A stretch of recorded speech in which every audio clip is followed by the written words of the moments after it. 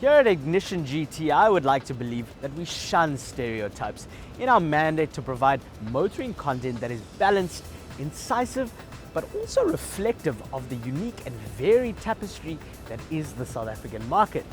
And if my boss, the gracious Lindsay Vine-Smythe, questions my choice of footwear today, I'll counter by saying that it offers diversity, because in the local context, the BMW 5 Series transcends that owner profile of suits and ties. I mean, sure, this luxury saloon has always been the traditional chariot for lions and lionesses of the corporate arena, but in Mzansi, the associations were even more varied and colourful. Some generations were loved by the flamboyant, swaggering lords of the Kasi, and certain iterations of the car were even cherished for their cash-in-transit high stabilities.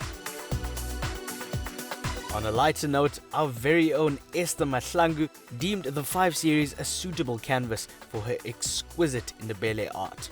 Take that, Andy Warhol. On that nostalgic theme, it is only appropriate that we take a quick look through the chronicles of history before getting down to the business of sampling what BMW calls its finest business athlete yet. It all started with the E12 in 1972, and this was the first to adopt the single-digit naming convention rather than the 4-number nomenclature. In 1982, the E28 came along, ushering in technologies such as a service interval indicator and optional anti-lock brakes. Then came the third generation E34 in 1989. It did away with the shark nose frontal design and heralded a new era for BMW from a styling perspective.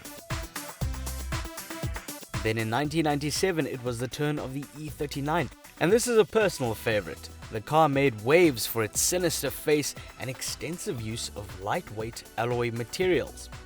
BMW might have lost the plot a little with the peculiar Chris Bangle-styled E60 in 2003. Although they took a more conventional turn with the follow-up F10 generation in 2011. And here's a fun fact for you. Over 7.9 million units of the 5 Series have been sold to date. Well, here we are with iteration number 7. You will notice that the styling is rather derivative, but can we level criticism at BMW for this? Not particularly. Its other German peers are also guilty of this template-type approach to aesthetics. Although it is no coincidence that it resembles a more compact version of the current 7 Series, because underneath the skin, the pair shares more than a few architectural similarities.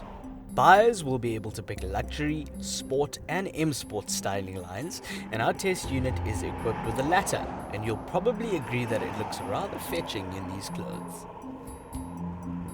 Many regard the BMW 5 Series as a yardstick when it comes to the dynamic leader of the pack. It is a bit like the high achiever from your matric class, perhaps begrudgingly lauded for its array of talents.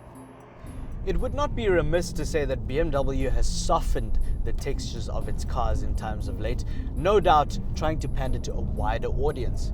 I mean, we must remember that there are people out there without Empower branded shoes in their cupboards who perhaps do not want a contrived air of sportiness. That said, the new 5 Series is certainly athletic when you want it to be. In my humble opinion, the Jaguar XF is the dynamic leader of this breed, but the BMW seems to strike a better balance between feeling plugged in and being polished from a refined perspective. Even with sport mode engaged, it deals with road imperfections superbly, all while imbuing its driver with a sense that, hey, I could probably go a little faster into this bend. 4-wheel steering is an optional extra.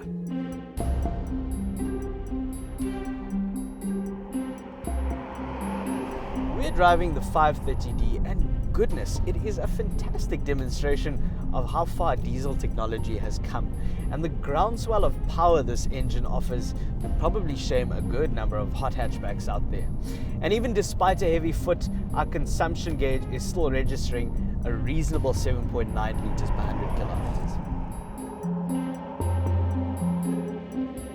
All models are equipped with an 8-speed automatic transmission. No manuals are available.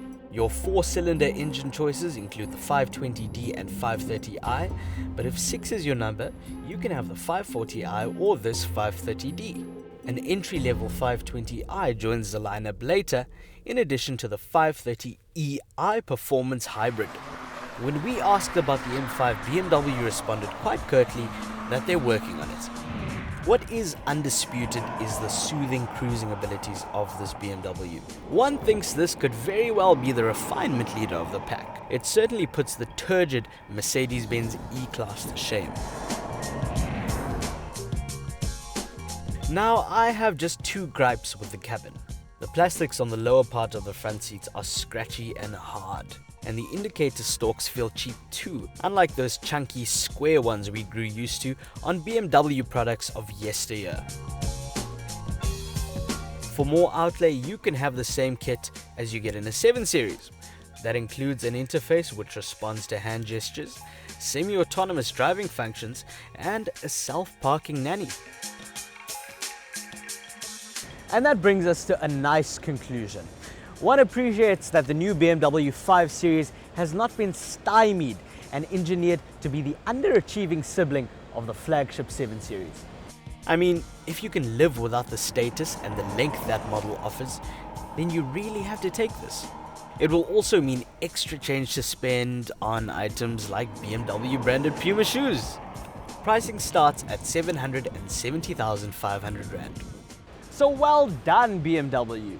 You've certainly done justice to the illustrious lineage of the 5 Series with Generation 7.